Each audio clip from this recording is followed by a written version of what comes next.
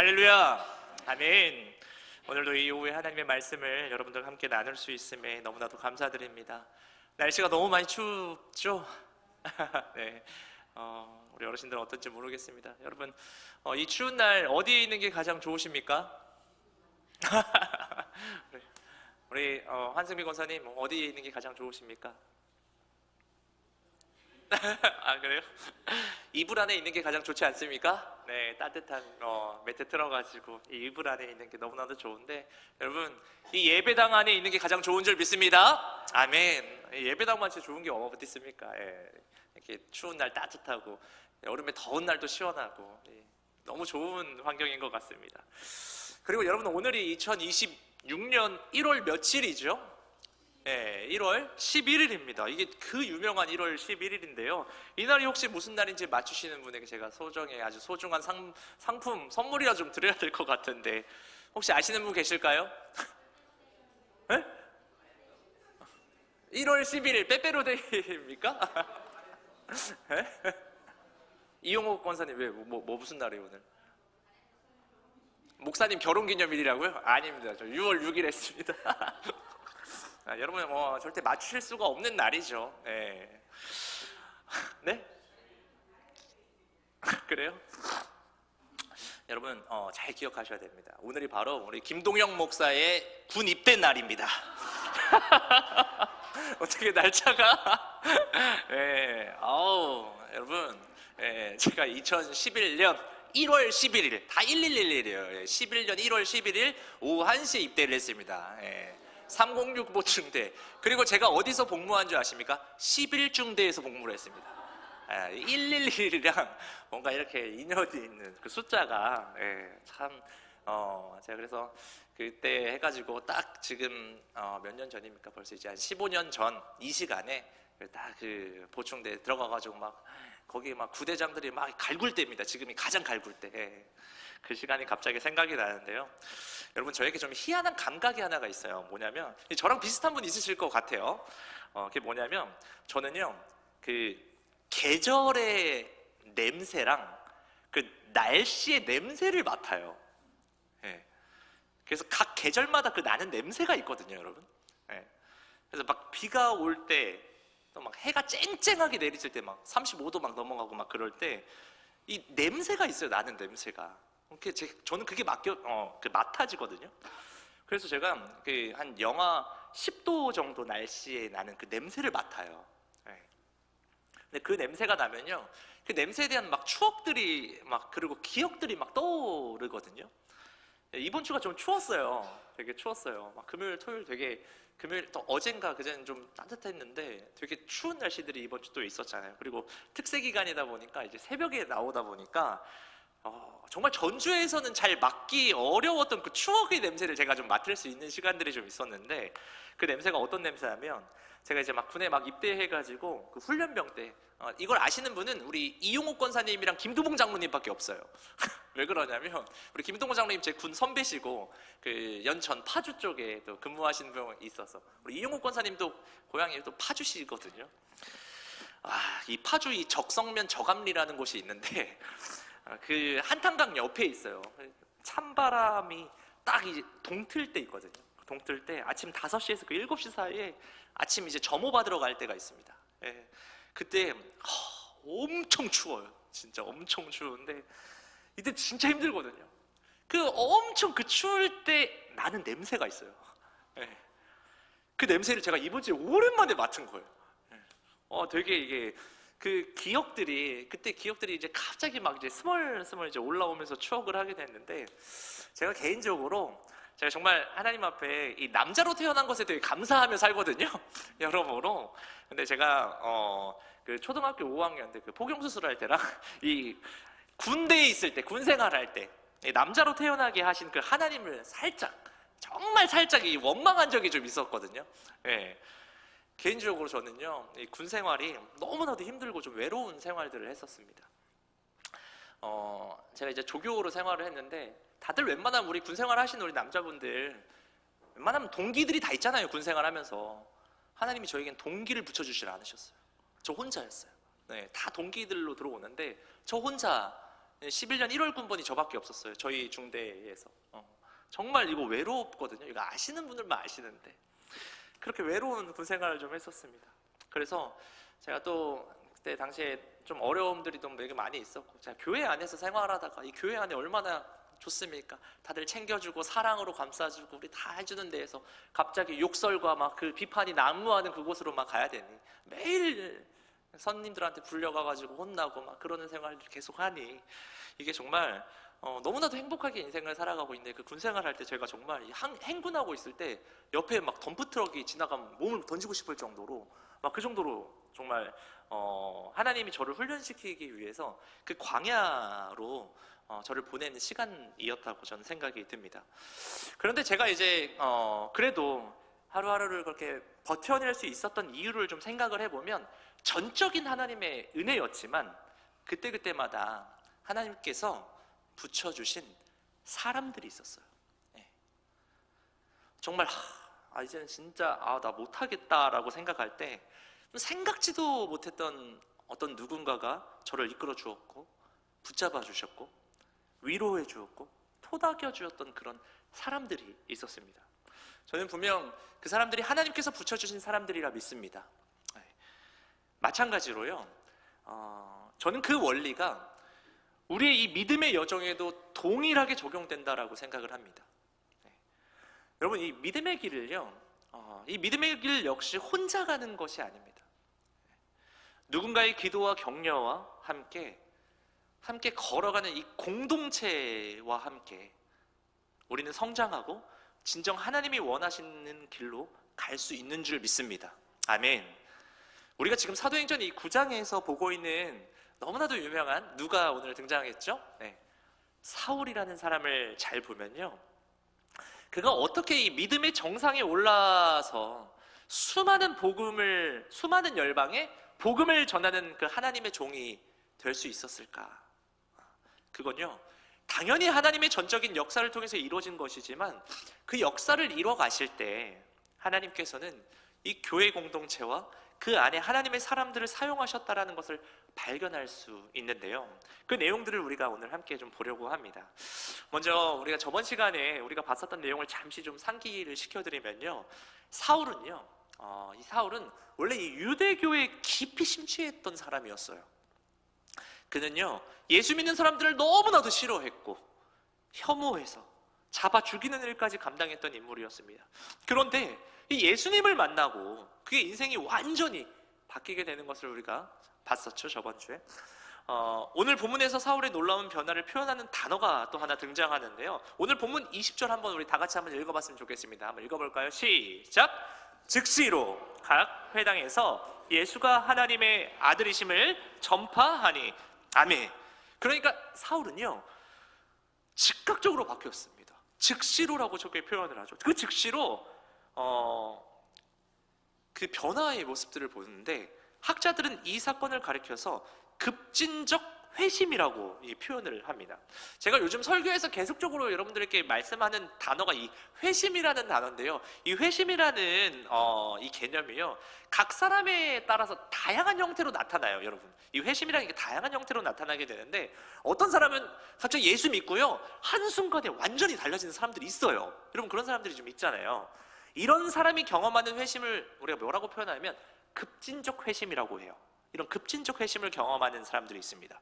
그런데 또 어떤 사람들은 반면에 오랜 시간에 걸쳐가지고 서서히 그 하나님을 경험하고 느끼고 변화되는 그런 회심을 하는 것을 점진적인 회심이라고 표현을 해요. 점진적인 회심, 점점.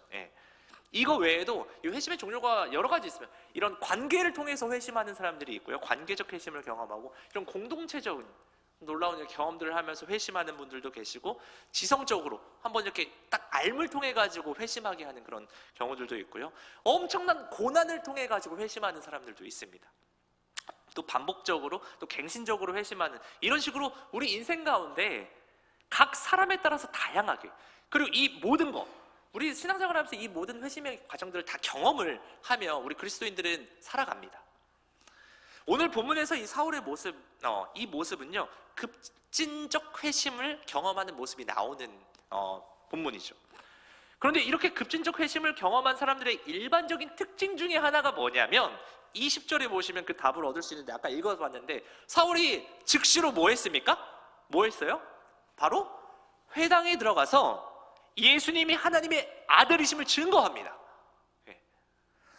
우리가 생각을 곰곰이 해보면요, 사울은 여러분 어떤 사람이었습니까? 그 전에 불과 얼마 전까지만 해도 회당에서 예수를 믿는 사람들을 잡아 죽이던 사람이었어요. 그런데 이제는 그곳에서 사람들을 향해 예수님은 하나님의 아들이라고 선포하며 증거하고 있는 모습을 봅니다. 이게 다른 사람들이 보면 정말 이게 당황스러운 모습이거든요. 근데 여러분, 우리가 인간이 예수를 믿게 되면 반드시 변화가 일어나게 되는데요, 무슨 변화가 일어나면 내 안에 계신 그 예수님을 자꾸 알리고 싶어지는 변화가 일어납니다. 저도 개인적으로 이 급진적 회심을 경험한 사람 중에 저도 한 사람이에요. 저도 회심 전에 예수님에 대해서 누군가에게 말하는 거 너무나도 부끄럽고 창피해하던 사람이었어요. 찬양하는 것도 부끄러워하던 사람이었어요. 그런데 회심한 이후에 저도 이 급진적 회심을 경험한 좀 경험이 개인적으로 좀 있어가지고, 이 이후에는요 예수를 안 전할 수가 없어요. 만나는 사람마다 예수 전하고 전도할 수밖에 없더라고요. 그러니까 여러분, 제일 놀랬던 사람들이 누군지 아십니까? 제일 누가 놀랬는지 아세요? 교회 식구들이 제일 놀래요. 교회 식구들이, 교회 어른들이 제일 놀라셨습니다. 왜냐하면 제가 정말 답이 없는 아이였거든요. 맨날 장난치려고 하고, 사실 뭐 한 예로 들려드리면, 제가 중학교 때 이제 저희 전도사님이 한 분 계셨었는데, 전도사님이 이제 사도신경으로 신앙 고백하겠습니다 그러잖아요, 처음에 예배 시작할 때. 그때 제가 그 헷갈리게 하려고 주기도문을 막 말합니다. 전능하사로 해야 되는데 하늘에 계시는 우리 아버지 이러면 그 앞에 있는 전도사님 헷갈려서 또 틀려, 보이는데 주기도문 외울 정도로 막 그런 식으로 막 예배 방해하는 사람이었고요. 예배 시간에 목사님 설교하실 때 저 당시 MP3 꽂고 성시경 노래 듣던 사람입니다. 그런 사람이 저였어요. 그런데 회심 이후로요, 예배 태도가 완전히 달라지게 됩니다. 제가 그리고 친구들 막 전도하기 시작했거든요. 그러니까 교회 사람들, 우리 교회 저 담당했던 선생님들이 더 놀래요. 맨날 저 담당하신 선생님들이 하는 게 우셨어요. 힘들어가지고. 그런 사람이었는데, 이거랑 오늘 비슷하게 오늘 본문에 나오는 이 사울의 변화도요, 이 변화로 인해 가지고 그 다메섹에 있는 많은 성도들이 다 놀라게 되는 일이 벌어집니다. 그래서 성도들이 그러는 거죠. 야, 저 사람 얼마 전까지만 해도 예수 믿는 자들 다 우리 죽이려고 했던 사람 아니냐. 그런데 그 사람이 이제는 예수 증거하고 복음을 전하는 사람이 됐다고. 그러면서 막 수근수근 되는 거죠. 그런데 여러분, 우리가 이 사울의 변화가 어떻게 일어난 걸까? 어떻게 이렇게 일어난 걸까? 당연히 우리가 내용들을 다 아시기 때문에 전적으로 하나님께서 하신 일이고 예수님을 만났기 때문에 이런 일들이 벌어진 거라는 걸 여러분 우리가 다 알고 있는데, 좀 자세히 보려고 하는 거예요. 하나님이 오늘 일하시는 방식들을 보면요, 사람을 통해서 일하시는 것들이 이 안에 좀 숨겨져 있거든요. 이걸 발견하는 시간인데요, 오늘 이 사울의 변화와 관련해서 아주 중요한 단서가 되는 말씀이 그 전에 또 나와요. 그래서 9장 18절에서 19절에 이게 좀 등장하는데, 우리 한번 더 읽어볼까요? 시작! 즉시 사울의 눈에서 비늘 같은 것이 벗어져 다시 보게 된지라. 일어나 세례를 받고 음식을 먹음에 강건하여지니라. 사울이 다메섹에 있는 제자들과 함께 며칠 있을세. 아멘.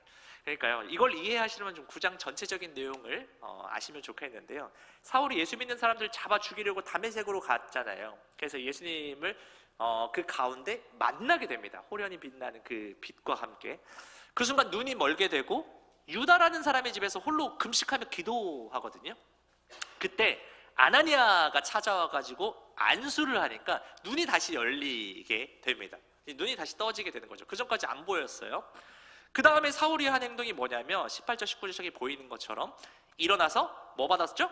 세례를 받고 음식을 먹고 강건해졌다고 기록되어져 있습니다. 근데 여기서 19절에 음식을 먹음에, 그리고 제자들과 함께라는 단어가 눈에 확 들어왔어요. 여러분, 바울이 혼자 밥 먹었습니까? 아니에요. 혼자 밥을 먹은 것이 아니라 누구랑 먹었냐? 바로 다메섹에 있는 그 제자들과 함께 먹었습니다. 함께 식사하고 함께 교제하면서 이 영적인 나눔을 가졌다라는 걸 저기서 드러내고 있는 거예요. 성경은요, 이 장면을 아주 길게 설명하지는 않고 저렇게 표현을 했어요. 그런데 저는요, 이 사울의 영적 성장에 있어서 이 모습은 너무나도 중요한 대목이라고 생각합니다. 왜냐면요, 이 사울은 예수님을 만나기는 했는데 아직 신앙은요 어린아이와 같은 상태였어요. 아무것도 잘 몰라요. 예수님에 대해서 뭐 얼마나 알겠습니까? 그때 다메섹에 있던 제자들이 며칠 동안 이 사울과 함께 머물면서 같이 먹고 이야기하고 교제하면서 그의 믿음이 자라기 시작한 것이죠. 그러니까 이 사울의 신앙 초기에 가장 중요한 역할을 한 사람들이 누구였습니까? 네, 바로 다메섹에 있던 예수님의 제자들이었어요. 그들이 사울을 위해서 함께 먹고 마시고 가르치면서 사울이 성장할 수 있었던 것입니다. 여러분 혹시 이거 아세요? 예수님께서 이 땅에서 하신 사역 가운데 상당 부분 어떤 사역 하신 줄 아세요? 네. 먹고 마시는 사역을 하셨습니다. 네. 예수님의 선교 전략들 보면요, 이 식사 자리가 너무나도 중요한 사역이었습니다. 단순히 그냥 잠깐 밥 먹고 끝나는 자리가 아니라 한번 식사를 시작하면요 상당히 오랜 시간 그들과 함께 시간을 보내셨어요. 누가복음 보면요 5장에서 레위의 집에서 세리와 죄인들과 만나서 식사하시는 장면 나오죠. 7장에서도 이제 바리새인 시몬의 집에서 식사하시기도 하고, 19장엔 여러분도 잘 아시는 삭개오랑 예수님 뭐 하셨습니까? 네, 식사하셨잖아요. 우리가 그냥 이 성경을 읽을 때는 잘 느껴지지 않을 수 있는데요, 이 복음서를 잘 읽어보시면 예수님께서 식사하시고 교제하시는 장면이 계속해서 반복해서 등장하는 걸 볼 수가 있습니다. 그런데 중요한 건 이거죠. 그냥 예수님의 식탁 교제는 단순히 밥 먹고 노는 자리가 아니라 복음적이고 구원적인 그 실천의 현장이 있었다라는 것입니다. 그 식사의 자리 이후에 삭개오를 비롯한 많은 사람들이 회심하고 예수님을 구주로 영접하고 하나님의 자녀가 되는 역사가 일어나는 것을 우리는 볼 수가 있습니다. 이것이 예수님의 복음 증거 전략 가운데 하나였던 거죠. 여러분, 이 식사라는 게 여러분 어떻게 생각하실지 모르겠는데 참 이 식사는 참 편안한 자리잖아요. 편안한 자리인데 누구나 부담 없이 우리가 접근할 수 있는, 누구나 이제 삼시세끼 밥은 먹고 사니까 너무나도 또 누구에게나 다 접근할 수 있는 방법이라고 생각을 하는데, 우리 그 선배 사역자님들도 그렇고 저도 마찬가지로 제가 이제 한참 그 전도하고 청소년 사역에 제 삶을 좀 집중했을 때 사역의 핵심적인 방법은 다 먹는 거였습니다. 이 먹는 게 너무나도 중요했습니다. 우리 전도 대상자들과 우리 또 청소년 아이들, 청년 사역들을 할 때는요 끊임없이 먹을 수밖에 없습니다. 걔네들이랑 같이 교제하려면은 그냥 밥 먹자, 치킨 한 마리 뜯자, 그런 사역들 계속 만나서 먹고 또 먹고 그런 사역들. 그러면요 우리 아이들 같은 경우에는 그런 말들을 하면, 야 오늘 뭐하냐, 밥이나 먹자, 치킨 한 마리 먹을래, 그러면요 우리 청소년들이나 청년들 중에도 이런 말들을 하는 사람들이 많아요. 우리 어른들도 그러죠. 왜요? 네. 근데 여러분 이때 대답이 되게 중요해요. 왜요? 그러면 우리 이용 권사님 뭐라고 해야 됩니까? 같이 먹고 싶어서. 이것도 너무 되게 좋아요. 근데 꼭 이런 분들이 있어요. 오늘 너에게 복음을 전하기 위해서 오늘 만나야 되겠다. 하나님 나에게 말씀하셨다, 너를 만나라고. 이제 그런 얘기 하시면요 요즘 청소년들이나 청년들이요 절대 안 만납니다. 절대 안 만나줍니다.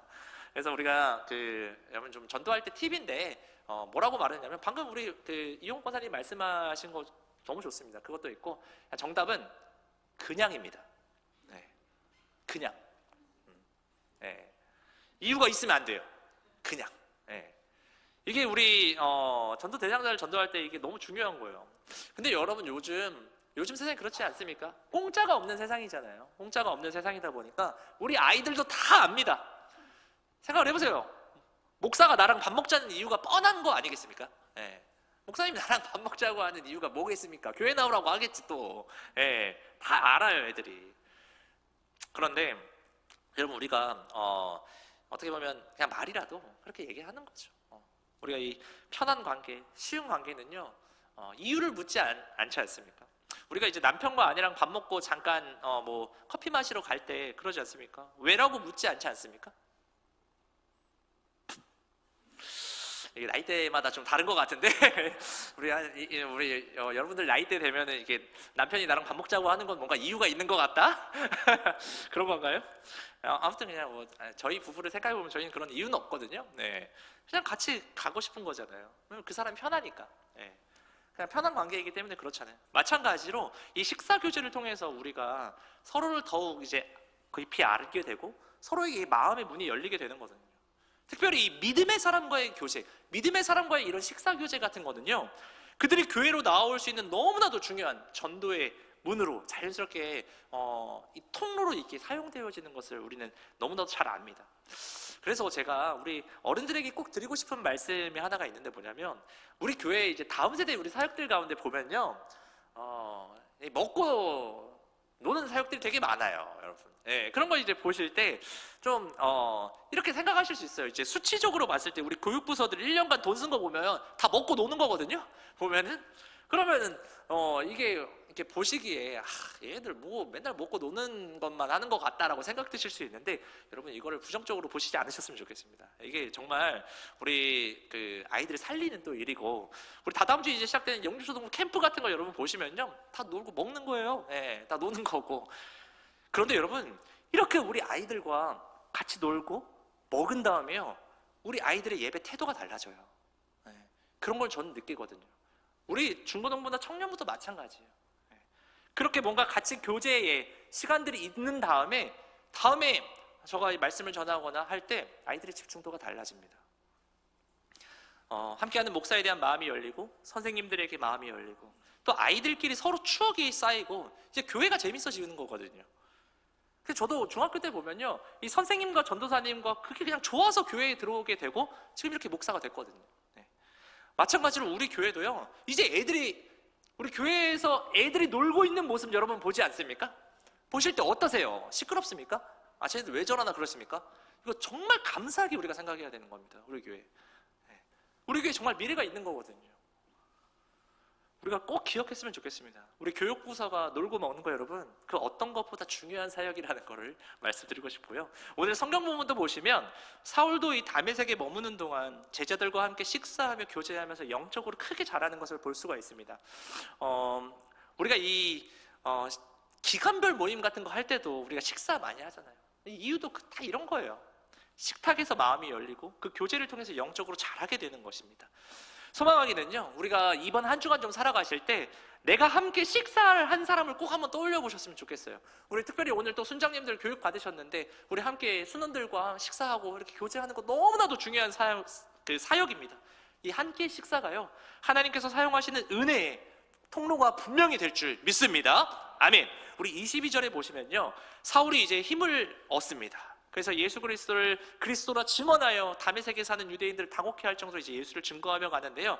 또 그리고 난 다음에 이제 23절에 이야기가 시작됐는데요. 우리 23절 한번 다 같이 읽어볼까요? 시작.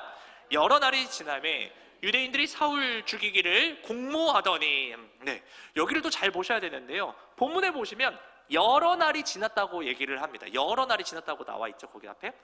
그런데 우리가 생각했을 때 이 여러 날이 그냥 보통 며칠 정도 지났나 보지 한 몇 주 정도 생각하기 쉬운데요, 학자들은 이 여러 날이 어느 정도라고 얘기를 하냐면 3년이 넘는 시간이었다고 합니다. 네. 그래서 사울은요, 다메섹에서 예수님을 만난 이후에 그 다음에 3년 동안 어디에 있었냐면 아라비아 광야에 머물렀거든요.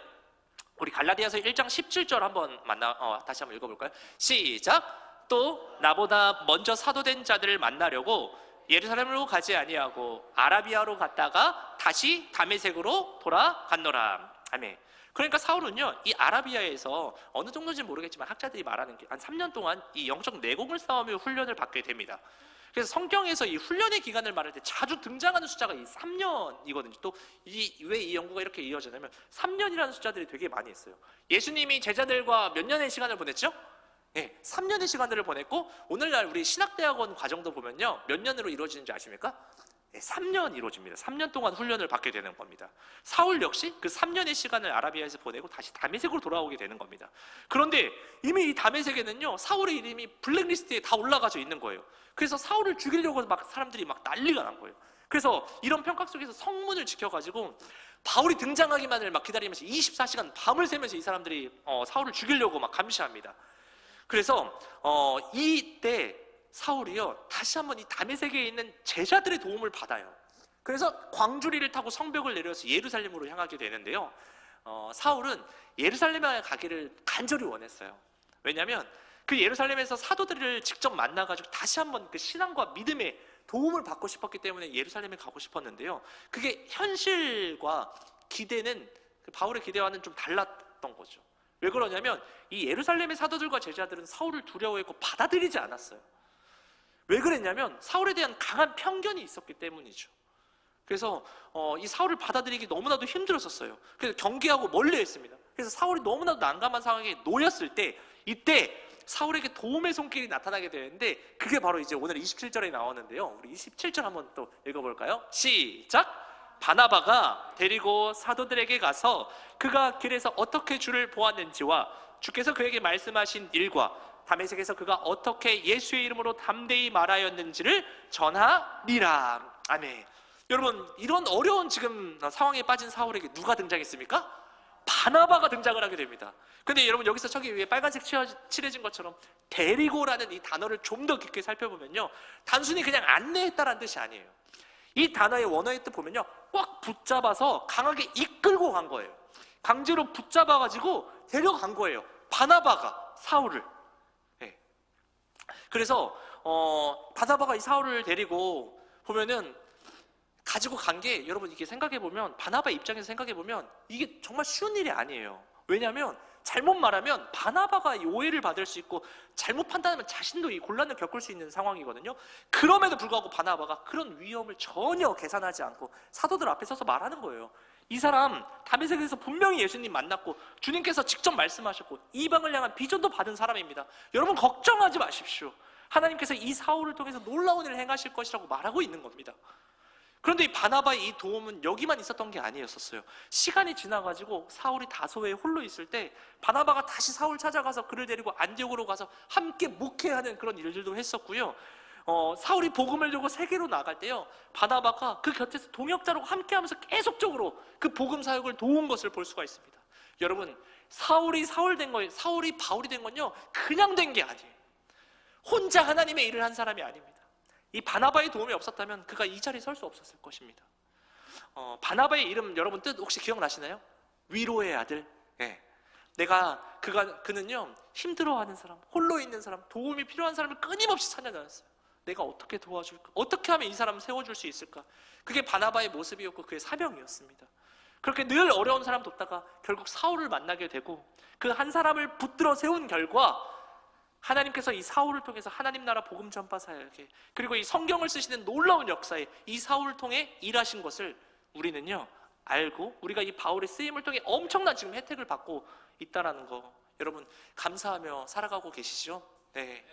이런 믿음의 선배를 우리가 가지고 있다는 것이 우리가 얼마나 큰 복인지 기억하면서 살았으면 좋겠습니다.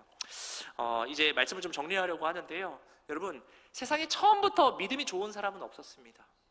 처음부터 믿음의 거장은 없었어요. 모든 믿음의 거장들에게는 반드시 그들을 도운 누군가가 있었습니다. 우리가 꼭 기억했으면 좋겠습니다. 여러분, 신앙은 결코 혼자 설 수 없는 것입니다. 하나님께서 우리의 믿음이 홀로 완성되게 하시지 않으셨고 하나님께서 우리의 교회를 세우신 이유가 있습니다. 우리 교회 공동체와 함께 하나님의 나라를 세우고 하나님의 뜻을 이루어 나가는데 우리가 함께 하기를 우리 하나님께서 원하시는 줄 믿습니다. 우리가 그걸 꼭 기억하면서 이번 2026년도 우리 표어처럼 말씀과 기도 서로 하나 돼서 함께 갈 수 있었으면 좋겠어요. 우리 이번에 청대부 우리 수련회도 혼자가 아닌 우리 이 교회 공동체가 우리에게 얼마나 소중한지를 느끼며 함께 우리가 하나님 나라를 세워가는데 이번 한 해 집중하며 또 걸어갈 수 있기를 소망합니다. 기도하겠습니다.